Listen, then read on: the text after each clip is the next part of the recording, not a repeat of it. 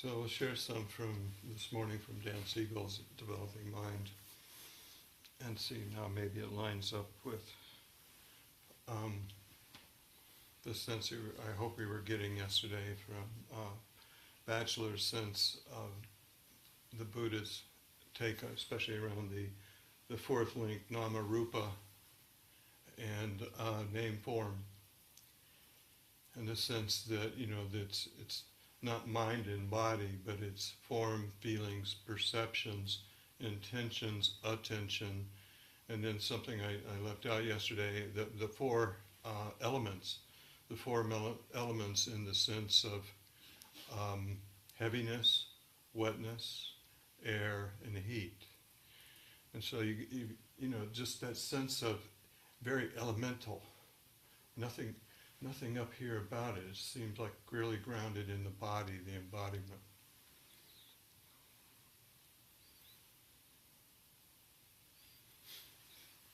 So Siegel's how he defines the mind.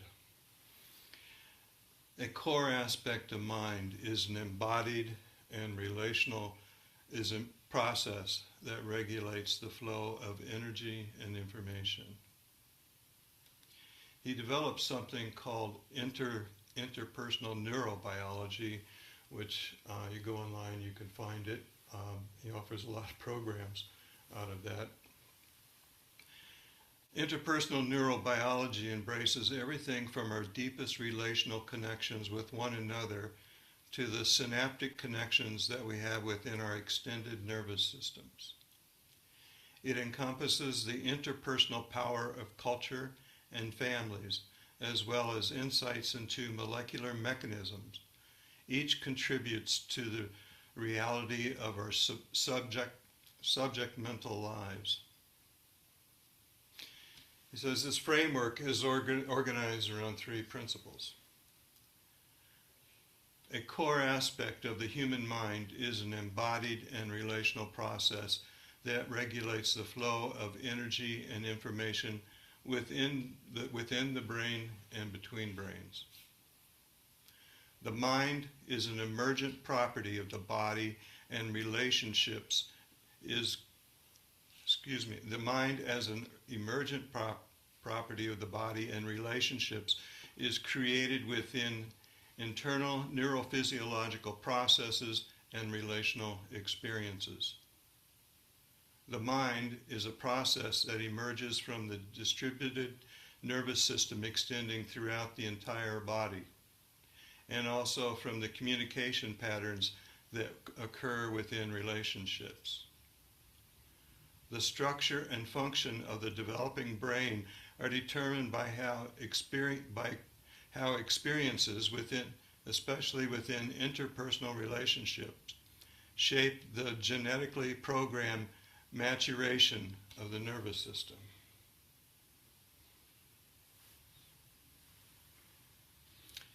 Human connections shape neural connections, and each contributes to mind.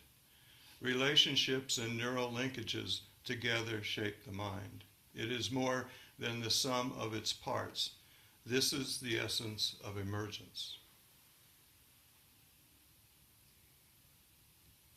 On the brain side of mental life, current neuroscience reveals the connection between brain structures and function and provides us with new insights into how experience shapes mental processes. By altering both the activity of the structure of the connection between neurons, experience directly shapes circuits responsible for such processes as memory, emotions, and self-awareness.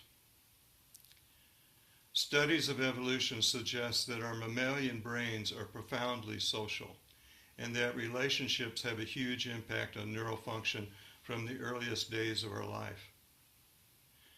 On the relational side of our view of mind, we can draw upon a wide range of studies from development and family function to demonstrate the importance of patterns of communication between people to shape how the mind functions. We can use an understanding of the impact of experience on the mind to deepen our grasp of how the past continues to shape the present experience and influence future actions. Insights into the mind-brain relationships and experience can provide a window into these connections across time, allowing us to see human development in a four-dimensional way.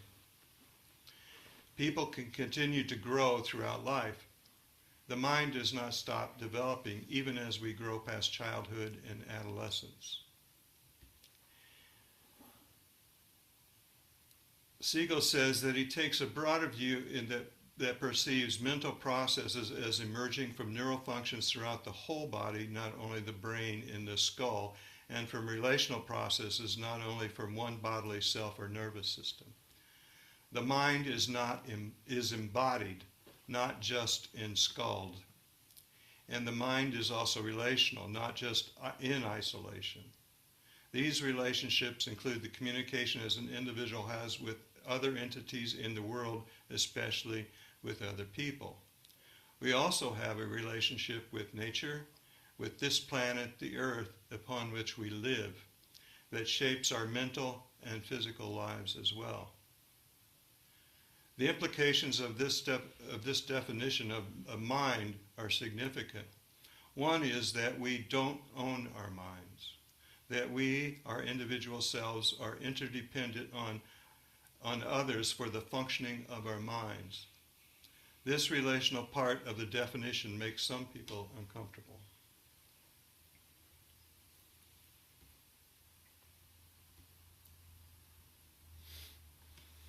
It goes on to say, mind, brain, and relationships are not three separate elements. Instead, we are proposing that they are three aspects of one reality. That is energy and information flow. And then he likens it, he says it is a self-organizing process. The mind is an emergent property of a system. This process both arises from the intersection of the system's element, energy, and information flow within the body and shared between people, and also regulates in a recursive way the very elements from which it arose. This recursive re-entry property of the mind, typical of self-organizing emergent processes, means that relationships and brain shape mind, and mind shapes relationships and brain.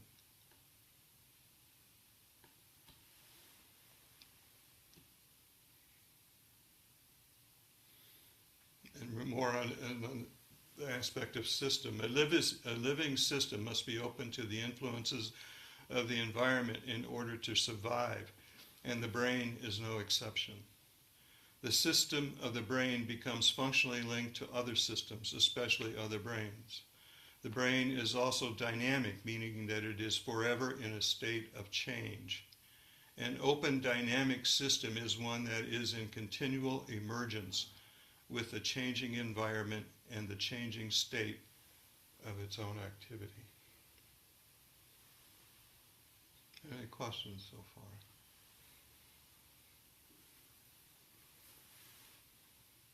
Sorry. Is there any genetic plays any role in this, or? Genetic? Yes, and DNA. Mm-hmm. Yeah, the genetic, it's, so we were born with our genetic makeup. And a lot of that genetic makeup, has to do with sort of like, I forget the word now, it's like genetic activation. If the experience is right, then there's going to be the genetic expression. The epigenetic? If there's, pardon? Epigenetic? Not yet. What's that? Not yet. Oh. Not yet. There's if there's, the genes need certain conditions for them to express, okay? And so what he also talks about here is that conditions can alter the genetic expression, all right? Now we're getting into epigenetics, right? So the changing of genetic expression and going forward, okay? So another way to look at that, and I'll get into it, coming into it, is a lot of, yes? Well, just So what you, I'm jogging along with you. There's a book, Finding the Mother Tree, by a forester, a lady forester in Oregon, which she found out that, when there's a tree, there's no one tree. They're all, connected. Is that somewhat what you're saying? Like in terms of mind, it's just not. I think that's a good image. Okay. Okay. Yeah. So, Siegel's work arises from what's called attachment theory. And, that started back in the early part of the last century after World War I, when a guy by the name of John Bowlby noticed that there were, a lot of orphan children after the war in his care in a hospital. And these children were fed, they were clothed, cared for, cleaned, etc. But there was, and they were in these rooms in these cribs. But there was not very much human touch beyond just the feeding and changing of diapers and stuff. And then what he noticed was that some of them, a fair number of them died, even though they were getting all that they needed from food, clothing, etc. And what they died from was lack of attention, failure to thrive. And so that sparked this whole thing about attachment. And then a protege of his, Mary Ainsley, did this, what she called it, the attachment study, where she had a mother and her child in a room with toys, and the child was playing and they were engaging, and then a stranger walked in. This was a strange experiment. The stranger walked in and sat down, and then after a while the mother would get up and leave. And then when the mother came back, then they noticed the child's reaction.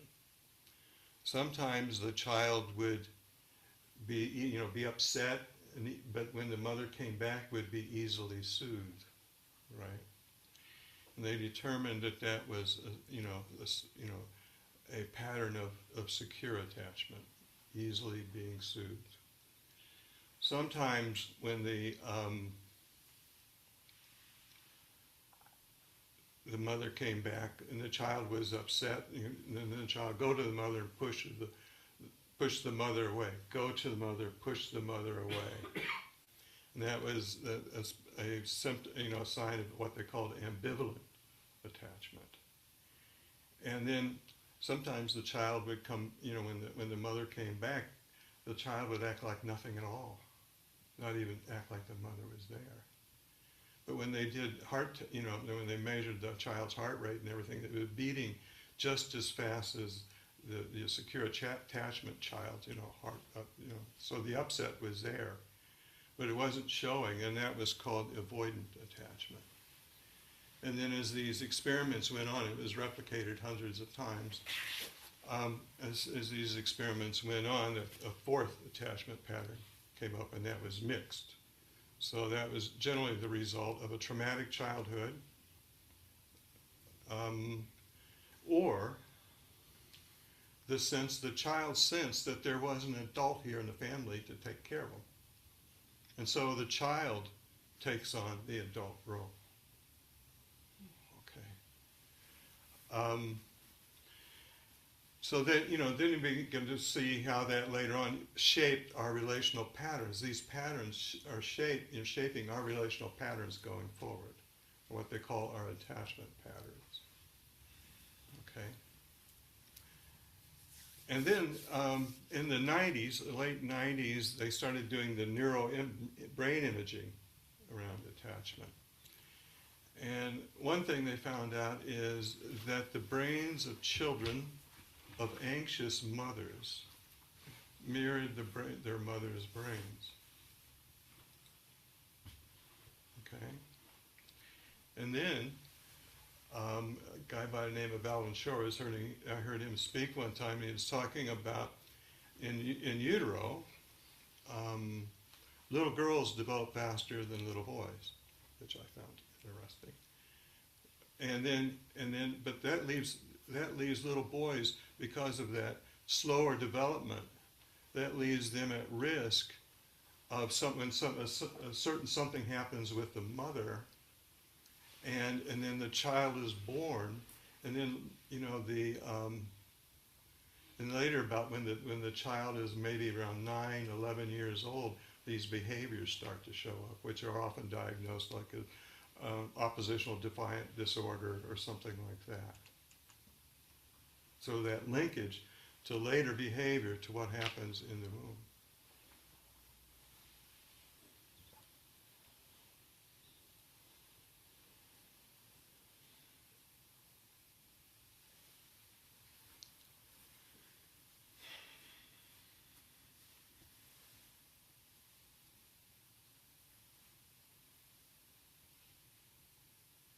There was another film too, just very quickly, that I think, I don't know if Shore showed it or somebody else.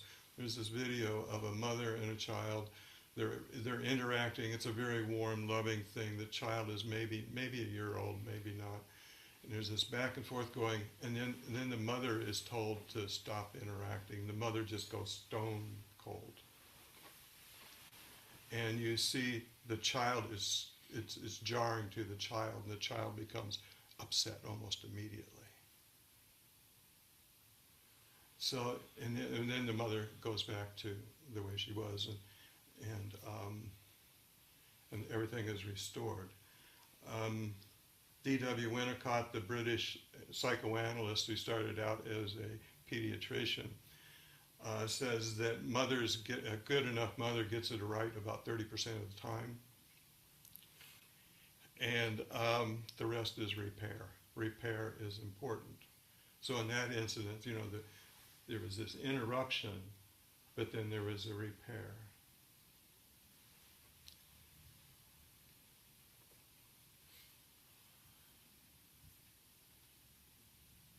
Is there anything coming up for you as you're hearing this right now?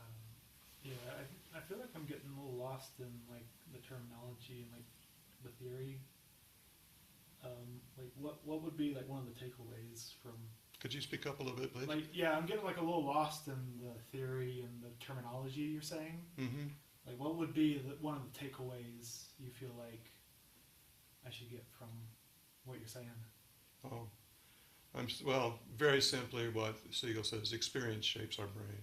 It shapes our mind, and the mind extends throughout the body. It's not just the brain, it's the autonomic nervous system.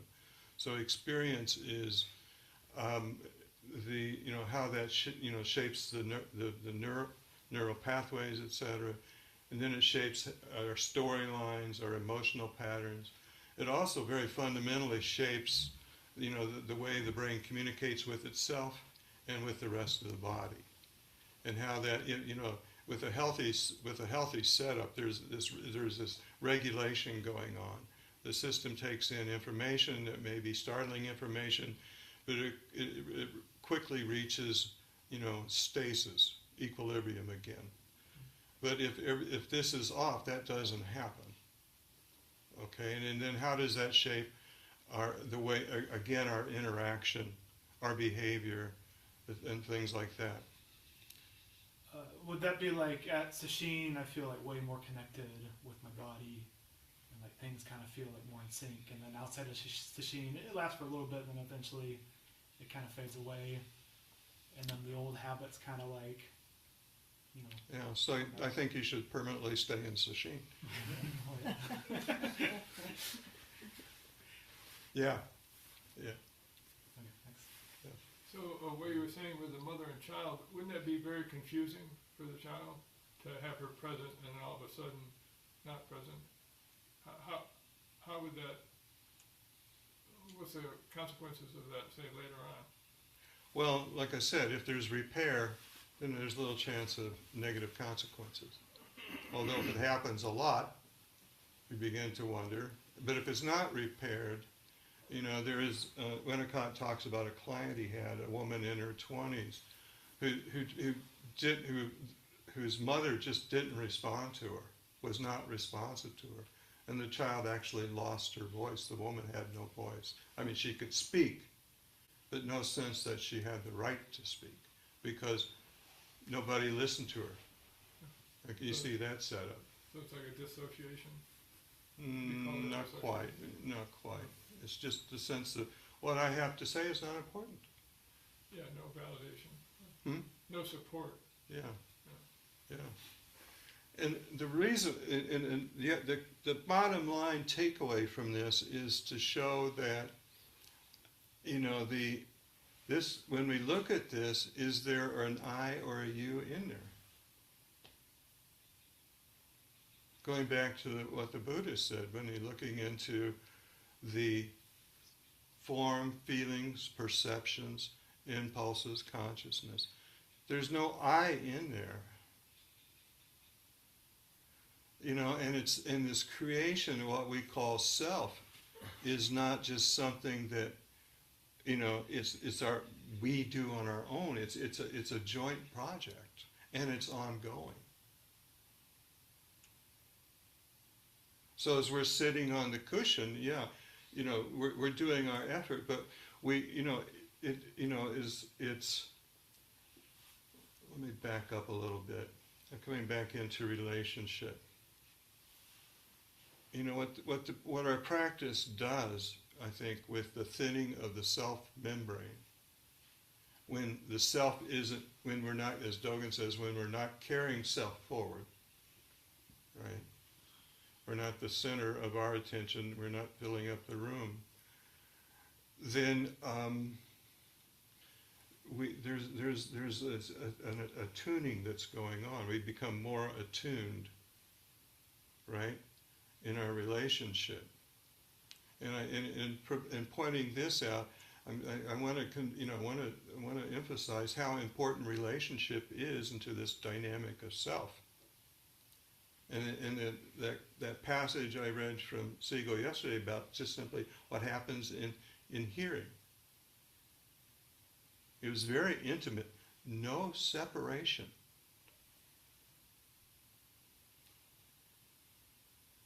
We think we're separate, but there is fundamentally no separation. And we become, in our practice enlivens us to that. We become more attuned, right?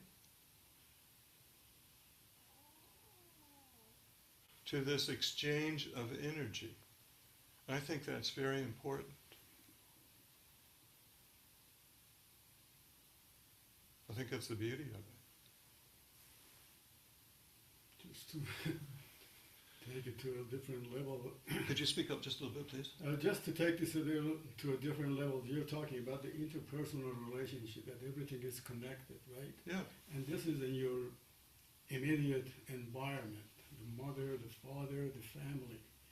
Now, I was thinking about this last night, and when I said it's a collection of collective experiences, I was thinking that there was a pregnant woman in Africa who is suffering from AIDS. I don't want to be political, but someone in USA named Elon Musk decides to cut the USA ID that provides the AIDS medication to that mother. There is no immediate relationship, but still his action affects the future of that child that's being born. Would that be part of this interpersonal relationship, although it's not immediate, it's not in the same environment, not even in the same continent? But his action and the Doge action just affects a lot of people every day. Yeah. It's a delusion of self and other. The sense of separateness.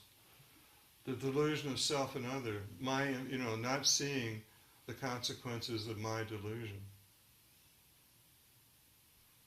And Dogen says, carrying the self forward is delusion. Yeah.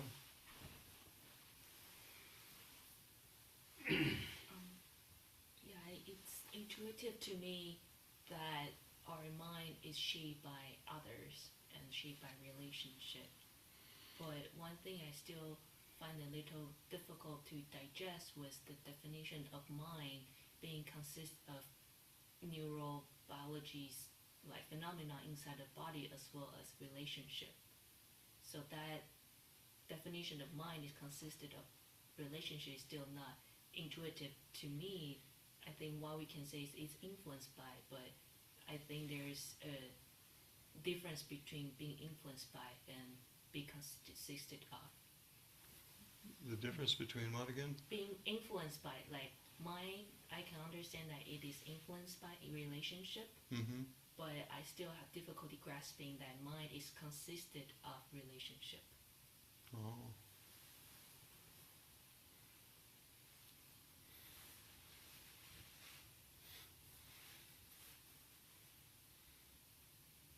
Let me think about that one for a little bit.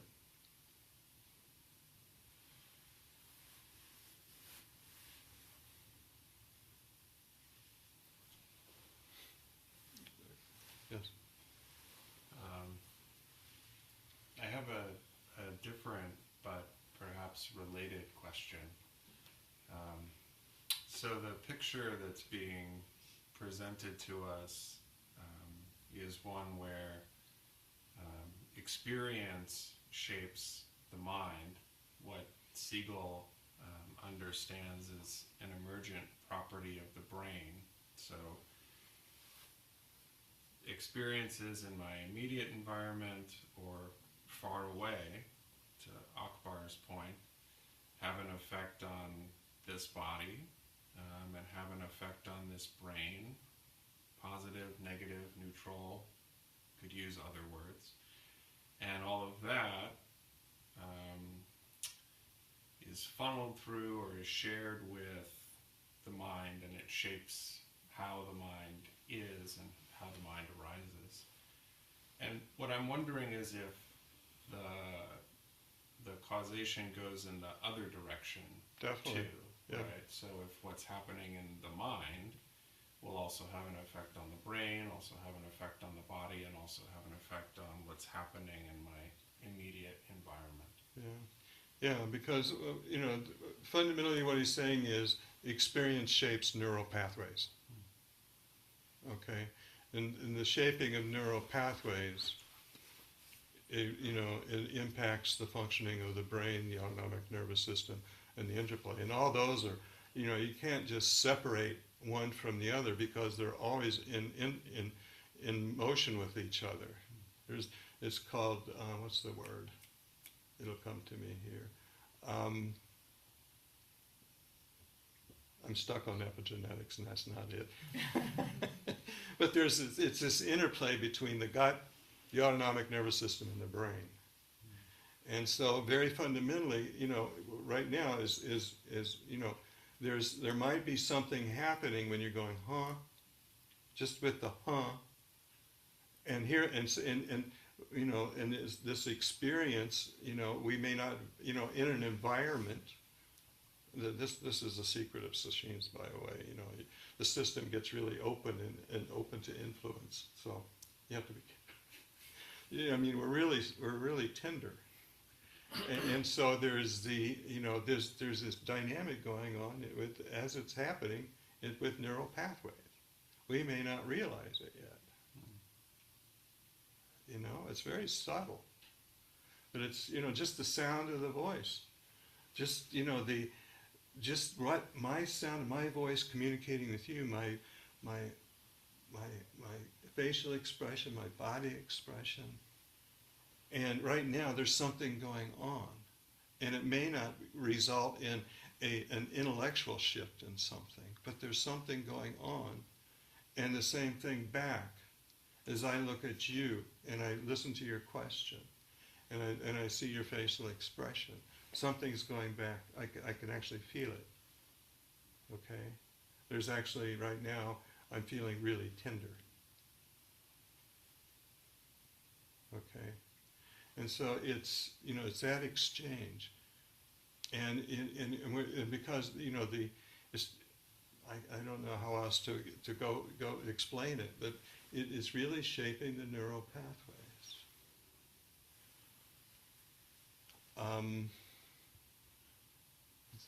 There was another question.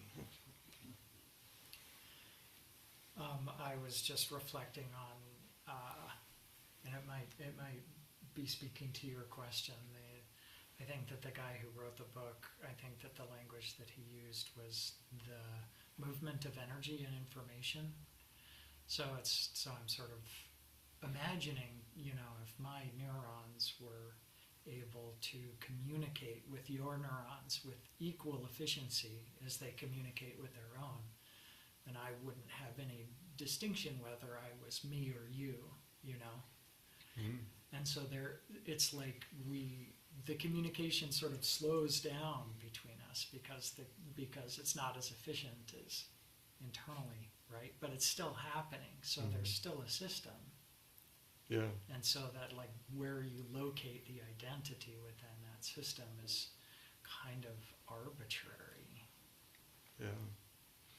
So when we think about systems, there are about 1, 2, 3, 4, 5, 6, 7, 8, 9, 10, 11 systems in the room overall. And we can think of all the multiple systems within each system, right? And we think of systems as self-organizing. But there's this interplay among systems. There's this interplay among the systems in your body. It's just happening, and how they inform each other, their expression. So it's the same dynamic. It's kind of hard to take in, but it's easier to think of, the system of the heart in conjunction with the system of the lungs and the air and all of that. It's easier to take in, I think. But as beings sitting here apart from each other, that there's this bzz, bzz, bzz, bzz, dynamic going back and forth. It's hard to take in. It's not a natural sense. And okay, yeah. So you brought up exactly where I was thinking too. I love this definition of energy and information flow, because when you think of, sometimes we describe the relative world versus the absolute, right? And the relative is the one where you get in your car and you get on the road, because if you're in the absolute, you're going to run into something. But both things are equally valuable. The tendency, of course, is always to be in the relative. And in the sense of the energy and information flow, I think generally we're in the information flow. We understand how to have conversations, we understand, rules and regulations, that sort of thing. But we don't generally understand the energy flow. And so what happens in sesshin, or in any small group that's together for any length of time, is that percentage that you were talking about increases. Our ability to communicate in the energy way gets wider and deeper, so that by the end of sesshin we're all standing up together, we're all turning at the same time, we're all bowing in the same way, whereas when we first arrived, we were all doing our own thing. So that's a really helpful way for me to think about how not only is my experience changing me, but it has the opportunity to change everything. Thank you. Thank you. Yeah. Well, I was kind of thinking of, that yesterday, like there's this, like there's nobody in charge in a sense, but I was thinking, well, there must be some agency, and it seems like, just like you were saying with hunger, like some kid who's feeling alienated watches the Karate Kid and then decides to take karate because he wants something. There's something in us, like a hunger for connection, that brings us to the Zendo and stuff, and almost like, so there's like an agency here, but I think what you're saying is it may not have much free will on some level, but it, just like in hunger, there's an urge for wholeness or urge for connection. Yeah, just as Segal says, the brain is a relational organ. Yeah, it's been, it's evolved in relationship. It's very important. Relationship is very important to us. Now I think I'm going to You know, so coming back to Bodhidharma's statement, you know, Mind is studying mind. Bodhidharma's statement.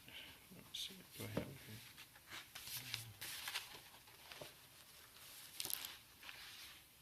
here? If you use your mind to study reality, you won't understand either your mind or reality. If you study reality without using your mind, you'll understand both. You do understand both? Huh? You understand both or you don't? I have a sense of it. And so I don't know if I'm going to try to hit the nail on the head, because that won't do you any good.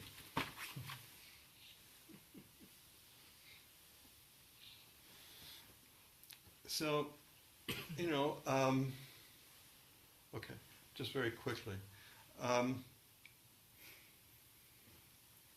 So Siegel also says awareness reshapes neural pathways. This practice reshapes neural pathways. Okay? Relationship can reshape neural pathways. Okay? And where does he go with this? He goes to mindful awareness. He also has a book called The Mindful Brain. I'll leave you with this. Being mindful involves a way of paying attention on purpose to present experience as it emerges moment by moment without being swept up by judgment. When we speak of awakening the mind, this often refers to the way in which we can become alive and attend to the details of ordinary experience as if it were extraordinary. Mindful awareness can enable our inner sense of knowing and subjective experience of being alive to attain a new sense of vitality, detail, and clarity. The study of mindfulness explores both inherent traits and intentionally created states. Is that what we've been talking about?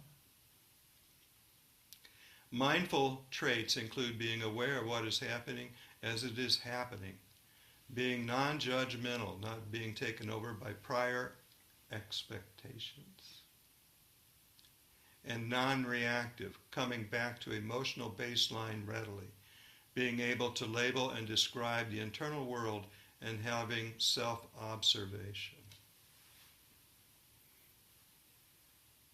So he's saying that mindfulness here is helping us navigate this ever-changing flux that we're in, right? Okay. All right. I'm going to, before you all, we close for this, if we could just pass these around, keep them. There are two there. Top, one is about the brain, one's about emotional. Keep them with you because we're going to come into them this afternoon. It's about another aspect of the brain, right? And I find it fascinating, and I find it, it helps us understand what we do.